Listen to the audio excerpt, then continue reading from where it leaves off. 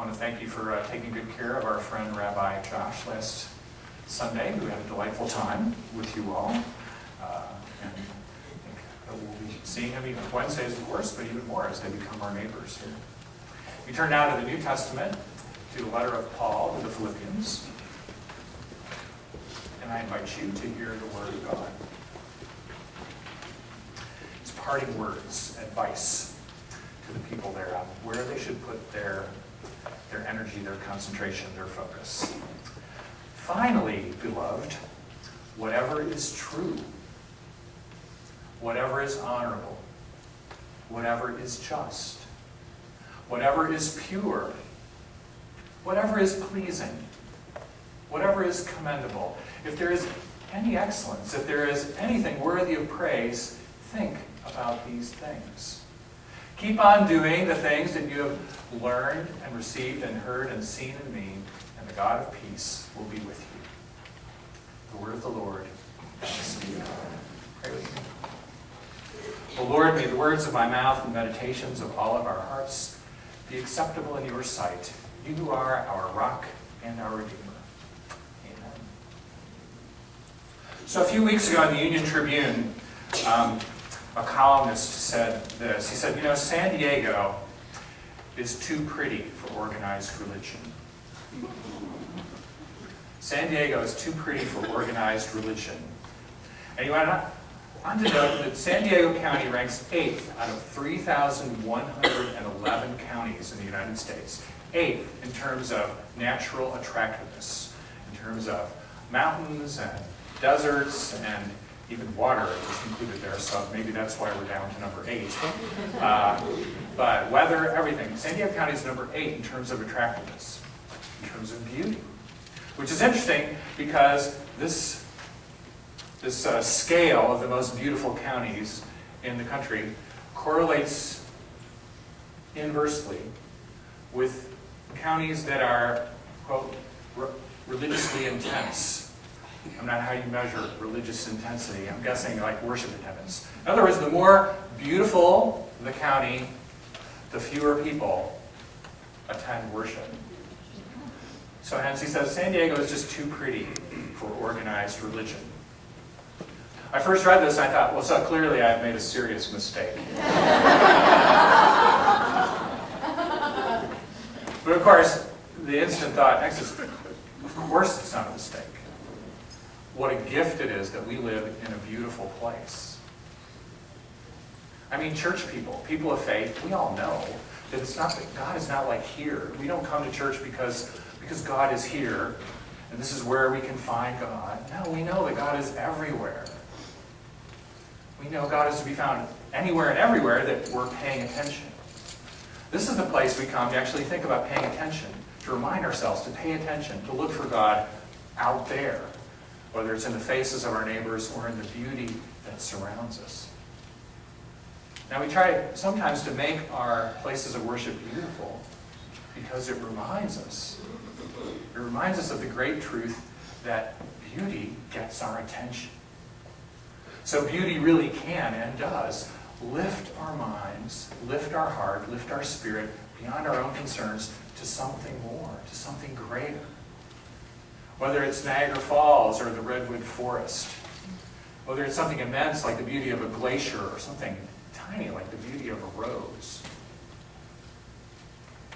When we encounter beauty, our souls are lifted.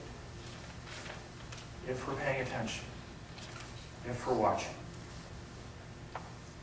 Sometimes we bring beauty into our sanctuary, whether it's through plants or banners or whatever, because we're trying to remind ourselves of that beauty that's out there, that beauty that God gives us to lift our eyes, that beauty that is God.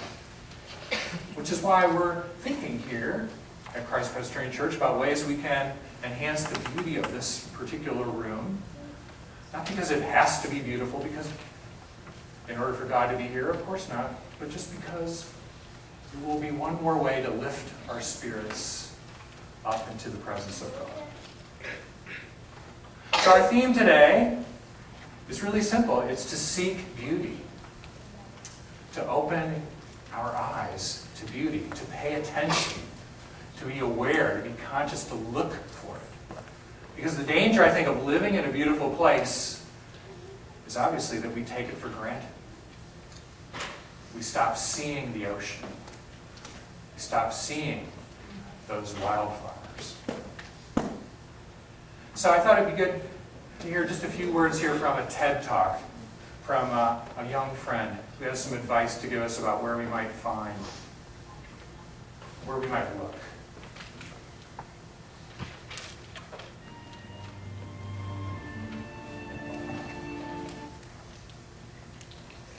So I have a gift I want to share with you today, a project I'm working on called Happiness Revealed. And it'll give us a glimpse into that perspective from the point of view of a child and an elderly man of that world. When I watch TV, it's just some shows that are pretend.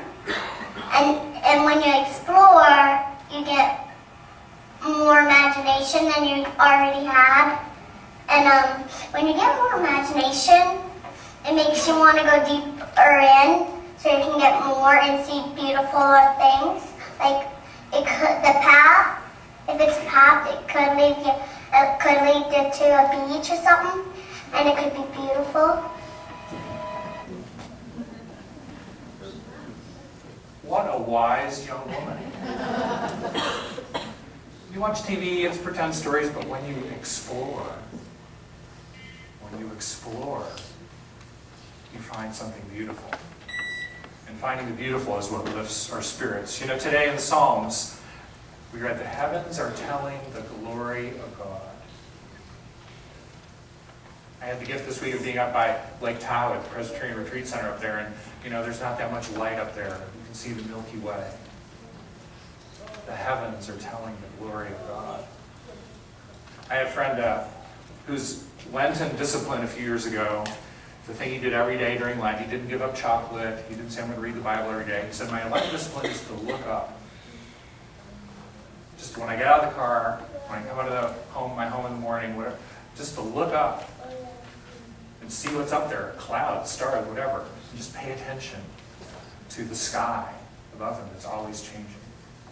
The heavens are telling the glory of God. So much of the world around us tells the glory of God. And then it goes on, that psalm is, to say, and it's not words. It's not words. Very often what's most powerful is beyond words. Beauty speaks in a language all of its own. 80% of what we take in, of the data, the sensory data we take in, comes in through our eyes. What we see. So seeking beauty with our eyes is a way we can seek God. Paul in his letter to the Philippians says, think on these things, whatever's true, whatever's just, whatever's honorable, and whatever's pleasing. If you read the King James, there's another translation of pleasing. It's just as good as that word, and that is lovely. When I read this passage first years and years ago in the King James, it had a different kind of a poetry. Whatsoever things are true, whatsoever things are honorable, whatsoever things are just, whatsoever things are pure, whatsoever things are lovely. Think on these things. Think on these things, Paul says, focus on those things because those are the things that lead you to God. Those are the things that lead you to the life that's worth living. Think about, focus on, pay attention to the beautiful. Now, I could sit up here and talk about this, but that sort of defeats the purpose. So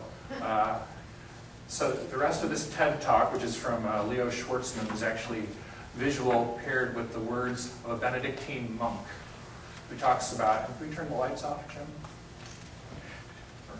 Thanks. Talks about gratitude for the beauty around us.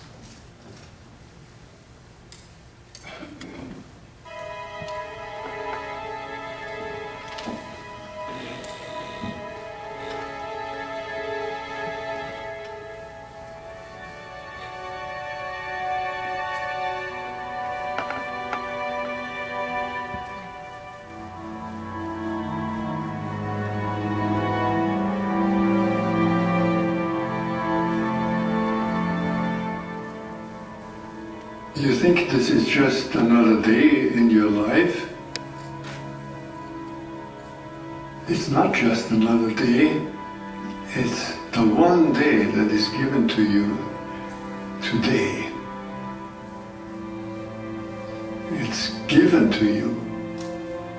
It's a gift. It's the only gift that you have right now, and the only appropriate response is gratefulness.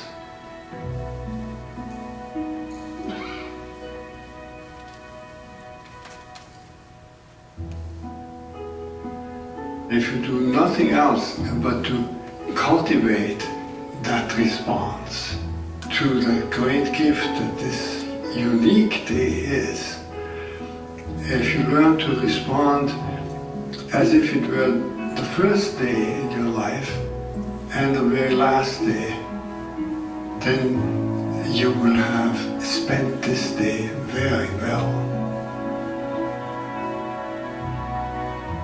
Begin by opening your eyes and be surprised that you have eyes you can open. That incredible array of colors that is constantly offered to us for pure enjoyment. Look at the sky. We so rarely look at the sky. We so rarely note how different it is from moment to moment with clouds coming and going. We just think of the weather, and even of the weather we don't think of all the many nuances of weather. We just think of good weather and bad weather. This day, right now, is unique weather. Maybe a kind that will never exactly in that form come again. The formation of clouds in the sky will never be the same that is right now. Open your eyes, look at that. Look at the faces of people whom you meet. Each one has an incredible story behind their face. A story that you could never fully fathom. Not only their own story, but the story of their ancestors. We all go back so far. And in this present moment, on this day, all the people you meet, all that life from generations and from so many places all over the world, flows together and meets you here like a life-giving water if you only open your heart and drink.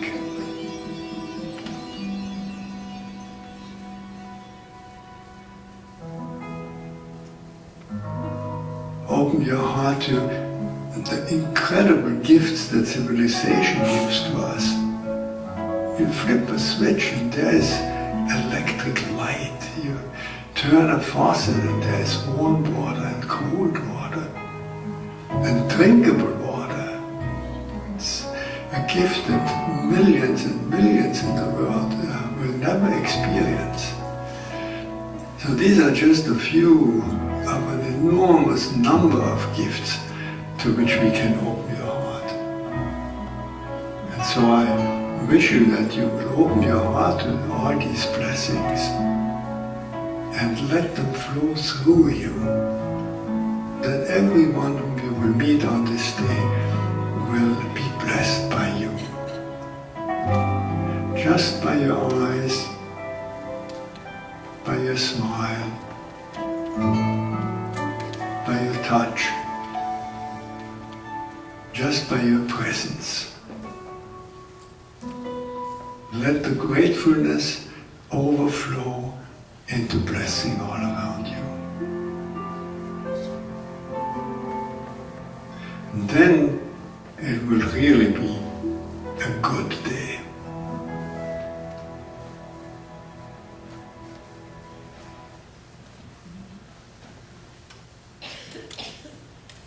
There's no need to add anything to that.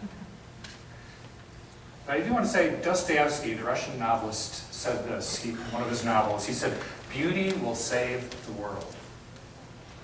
Beauty will save the world. Now Dostoevsky was a committed Christian. He wasn't trying to say, nature, religion, beauty,